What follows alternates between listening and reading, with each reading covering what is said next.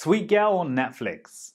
You can immediately see why Jason Momoa not only signed up to play the lead in the action revenge thriller Sweet Girl, but also executive produced it. Taking a straight thriller setup and injecting it with warnings about the evils of Big Pharma is nothing new.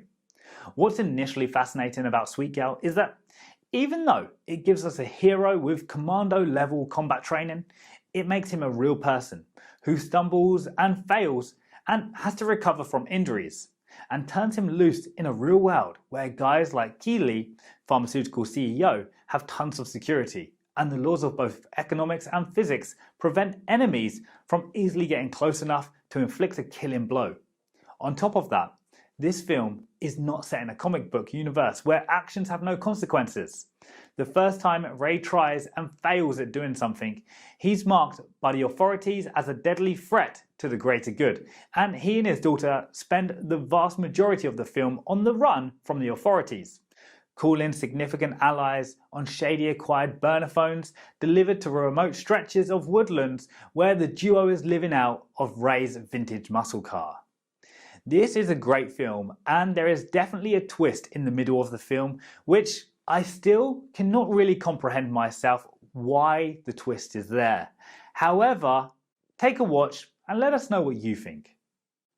James Bond, No Time to Die.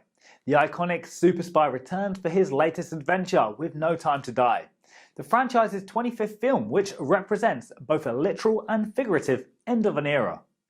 No Time to Die is the final film for Daniel Craig, who's played the character 5 times since 2006's Casino Royale. Craig revitalized the character while also racking up some serious and most significant box office totals. The plot of No Time to Die is complicated to say the least, but the film picks up where we left off with Spectre, as Bond and Dr. Madeleine Swan are trying to live a peaceful life of retirement, but when Bond's attacked by Spectre, he suspects Swan has double-crossed him and pushes her out of his life for good. Or so he thinks.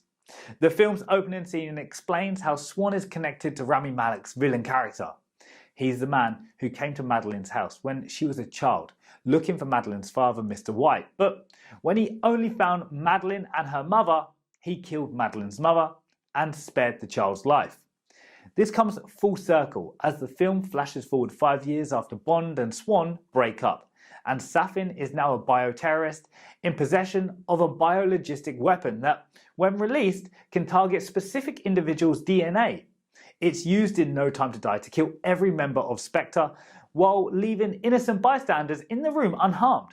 But as we barrel towards the movie's conclusion at Safin's island lair, where he's holding Madeleine and her young daughter hostage, only to reveal his intention to unleash the weapon on the world at large, plunging it into chaos. Well guys, this one is a must-watch. It's Daniel Craig's final movie, so it can't be missed. Check it out and enjoy. Red Notice. Ryan Reynolds, Dwayne Johnson and Gal Gadot, otherwise known as Wonder Woman. The movie begins with an educational video that summarizes the entirely fictional story of Cleopatra's 3 eggs. According to the video, which again is not true and is completely made up for this film, Mark Antony gave Cleopatra 3 bejeweled eggs on their wedding day. Supposedly a farmer dug up 2 of the eggs in Cairo in 1907, but the third one remained a mystery. The first egg is in a museum in Rome, while the second egg is in someone's private collection. Just after this video, we see that a mysterious figure is forging a fake egg. Meanwhile, in Rome, FBI agent John Hartley is working with Interpol to apprehend the thief who stole Cleopatra's first egg from the museum. Hartley eventually catches the thief, Nolan Booth, but the egg they confiscate from him turns out to be a fake. Inspector Das suspects Hartley might be behind it, so she calls a bureau. Turns out no one's heard of FBI agent Hartley. Hartley insists he's being set up, but he gets sent to prison all the same. His cellmate turns out to be none other than Booth, aka Ryan Reynolds. Booth assumes that the Bishop, his rival criminal, who ratted Booth out, framed Hartley. After a prison fight, both Hartley and Booth get called in for a meeting with the captain, who turns out to be the infamous criminal, the Bishop.